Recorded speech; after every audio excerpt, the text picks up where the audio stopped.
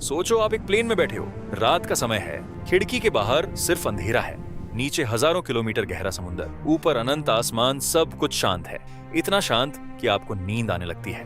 और तभी कॉकपिट में एक आवाज गूंजती है, वार्निंग वार्निंग, एक सिग्नल, एक एरर, एक छोटा सा प्रॉब्लम, और अगले ही कुछ मिनटों में 228 जिंदगियां हमेशा के लिए अंधेरे में खो जाती हैं। ना कोई आखिरी कॉल, ना कोई गुड बाय, ना कोई समझ, सिर्फ एक सवाल, आखिर उस रात आसमान में ऐसा क्या हुआ जिसने एक मॉडर्न एयरक्राफ्ट को कंट्रोल से बाहर कर दिया? और सबसे खतरनाक बात, पायलट्स आखिरी पल तक ये समझ ही नहीं पाए कि उनके साथ क्या हो रहा है।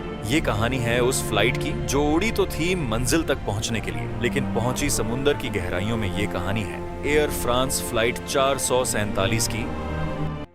1 जून 2009 ब्राजील का रियो डी जनेरियो एयरपोर्ट पर हलचल है। लोग अपनी फ्लाइट्स पकड़ रहे हैं, कुछ लोग छुट्टियां खत्म करके लौट रहे हैं, कुछ नई जिंदगी शुरू करने जा रहे हैं। एयर फ्रांस फ्लाइट 447 पेरिस के लिए रेडी है। एक लंबा सफर अटलांटिक ओशन के ऊपर से। इस फ्लाइट में 228 लोग सवार हैं। हर सीट पर एक कहानी है, हर इंसान के पास एक रीजन है। कोई अपने परिवार से मिलने जा रहा है, कोई बिजनेस ट्रिप पर है, कोई हनीमून के बाद लौट रहा है। कुछ छोटे बच्चे भी हैं जो शायद पहली बार प्लेन में बैठे हैं। उनके पेरेंट्स उन्हें खिड़की से बाहर बादल दिखा रहे हैं। उन्हें नहीं पता कि ये उनकी जिंदगी का आखिरी सफर है। क्रू प्रोफेशनल है, पायलट्स एक्सपीरियंस्ड हैं। कैप्टन मार्क डुबुआ एक अनुभवी पायलट, हजारों घंटे की उड़ान का एक्सपीरियंस, उनके साथ 2 को पायलट्स, सब कुछ सेफ, सब कुछ प्लान्ड। प्लेन एयरबस A330 एक मॉडर्न मशीन जिसमें एडवांस सिस्टम लगा हुआ है। ये एयरक्राफ्ट खुद को स्टेबलाइज कर सकता है, डेंजर डिटेक्ट कर सकता है और पायलट की मदद कर सकता है। यानी टेक्निकली ये फ्लाइट सेफ होनी चाहिए थी। लेकिन कभी कभी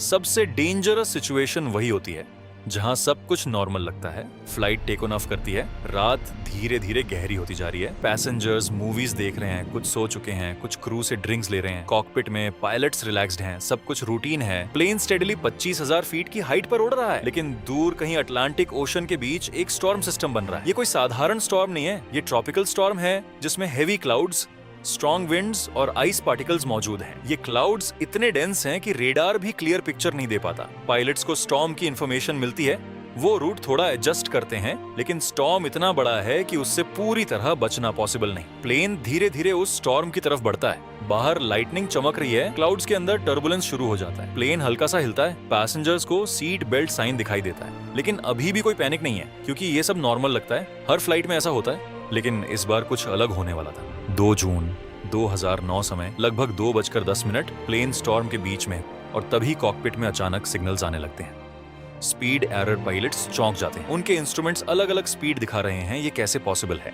असल में प्लेन के पिटोट ट्यूब्स जो हवा की स्पीड मेजर करते हैं, आइस से ब्लॉक हो चुके थे। System warning sound repeatedly. Auto pilot automatically disconnect हो जाता है। अब प्लेन मैनुअल कंट्रोल में है। कॉकपिट में कंफ्यूजन शुरू होता है। को पायलट बोन इन कंट्रोल लेता है, वो इंस्टिंक्टिवली स्टिक को पीछे खींचता है, प्लेन ऊपर उठता है। लेकिन ये एक गलत मूव था, क्योंकि प्लेन ऑलरेडी अनस्टेबल था।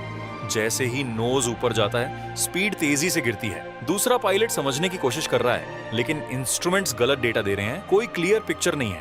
वार्निंग, स्टॉल वार्निंग, ये सबसे खतरनाक सिग्नल है। इसका मतलब प्लेन लिफ्ट खो चुका है, लेकिन पायलट्स को विश्वास नहीं होता, क्योंकि उन्हें लगता है प्लेन ओवर स्पीड में है, यानी वो गलत समझ रहे हैं। प्लेन लगातार ऊपर उठने की कोशिश कर रहा है, लेकिन उसकी स्पीड खत्म हो रही है। फिर अचानक प्लेन स्टॉल में चला जाता है। अब प्लेन कंट्रोल में नहीं है, वो हवा में तैर नहीं रहा, वो गिर रहा है, लेकिन नोज अभी भी ऊपर है, जो सबसे डेंजरस कंडीशन है। प्लेन 35,000 फीट से नीचे गिरना शुरू करता है। कॉकपिट में पायलट्स एक दूसरे को समझ नहीं पा रहे, कोई क्लियर कमांड नहीं, कोई कोऑर्डिनेशन नहीं। कैप्टन उस समय कॉकपिट में नहीं थे, वो रेस्ट ले रहे थे। जब उन्हें बुलाया गया तब तक बहुत देर हो चुकी थी। 3 मिनट 30 सेकंड, इतने समय तक प्लेन लगातार गिरता रहा। पैसेंजर्स को शायद कुछ समझ नहीं आया। सब कुछ बहुत तेजी से हुआ, और फिर अटलांटिक ओशन के अंधेरे में प्लेन टकरा जाता है।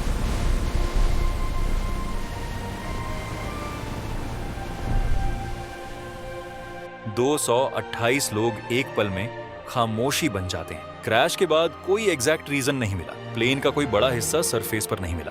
ब्लैक बॉक्स गायब, ओशन बहुत गहरा था। सर्च टीम्स महीनों तक ढूंढती रहीं, लेकिन कुछ नहीं मिला। ये एक अनसॉल्व्ड मिस्ट्री बन गई। मीडिया में स्पेकुलेशन शुरू हो गया। क्या ये टेरर अटैक था? क्या पायलट एरर था? क्या सिस्टम फेलियर था? हर कोई अपना थ्योरी दे रहा था, लेकिन सच कहीं छुपा हुआ था। ओशन की गहराइयों में 2 साल तक कोई आंसर नहीं, बस सवाल ही सवाल। 2011 फाइनली सर्च टीम को सक्सेस मिलती है। ओशन के बॉटम से wreckage और ब्लैक बॉक्स मिल जाता है। अब असली कहानी सामने आने वाली थी। डेटा एनालाइज किया जाता है और जो सामने आता है वो शॉकिंग है। कोई एक्सप्लोजन नहीं, कोई मेजर सिस्टम फेलियर नहीं, बस एक छोटी सी प्रॉब्लम, पिटॉट ट्यूब्स में आइस, जिसकी वजह से स्पीड डेटा गलत हो गया। ऑटो पायलट डिस्कनेक्ट और फिर ह्यूमन कंफ्यूजन। को पायलट ने गलत इनपुट दिया, प्लेन को ऊपर खींचा जबकि स्टॉल से रिकवर करने के लिए नोज नीचे करना जरूरी था। लेकिन पैनिक में बेसिक रूल भूल गया कैप्टन। जब तक आए तब तक प्लेन ऑलरेडी गिर रहा था और फिर कुछ भी कंट्रोल में नहीं रहा। 228 लोग, उनके परिवार, उनकी कहानियां सब एक पल में खत्म। कुछ लोग अपने बच्चों का इंतजार कर रहे थे, कुछ अपने पेरेंट्स का। किसी को नहीं पता था कि वो कभी वापस नहीं आएंगे। कोई आखिरी मैसेज नहीं, कोई क्लोजर नहीं, बस एक खालीपन। ओशन के अंदर उनकी मेमोरीज हमेशा के लिए दफन हो गई। ये कहानी हमें बहुत कुछ सिखाती है। टेक्नोलॉजी पावरफुल है लेकिन परफेक्ट नहीं। सिस्टम मदद करता है लेकिन हर सिचुएशन नहीं समझ सकता। और इंसान सबसे इंटेलिजेंट होते हुए भी प्रेशर में गलती कर सकता है। एक छोटा सा एरर, एक गलत डिसीजन और सब कुछ खत्म। इसीलिए हर मोमेंट इंपॉर्टेंट है, हर सिग्नल इंपॉर्टेंट है, हर वार्निंग इंपॉर्टेंट है, क्योंकि जिंदगी और मौत के बीच कभी कभी सिर्फ एक सही डिसीजन का फर्क होता है। और उस रात आसमान ने यही सिखाया कि अंधेरा हमेशा बाहर नहीं होता, कभी कभी वो हमारे डिसीजंस के अंदर होता है।